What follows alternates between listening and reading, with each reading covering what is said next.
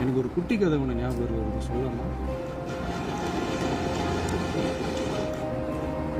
ஒரு ஊர்ல ஒரு பெரியவர் வெயில் ரொம்ப ஜாஸ்தியா இருக்குன்னு சொல்லிட்டு கண்ணுக்கு மேல கை வச்சுக்கிட்டு இப்படி சுத்தி முத்தி தேடிக்கிட்டு இருந்தாராம்.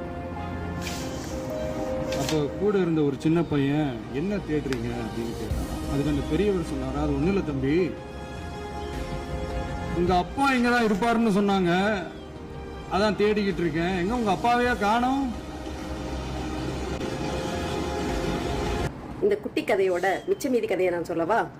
அதாவது இந்த பெரியவர் தேடிக்கிட்டே இருந்தார் இல்லையா, அந்த தேடுற பெரியவர்கிட்ட இந்த குட்டி பையன் சொன்னானா, ஐயா பெரியவரே, நீங்க எங்க அப்பாவை தேடுறது வேஸ்ட்டு.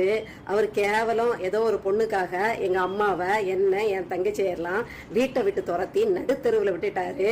அவரை தேடுற அளவுக்கு அவர் ஒர்த்தெல்லாம் கிடையாது.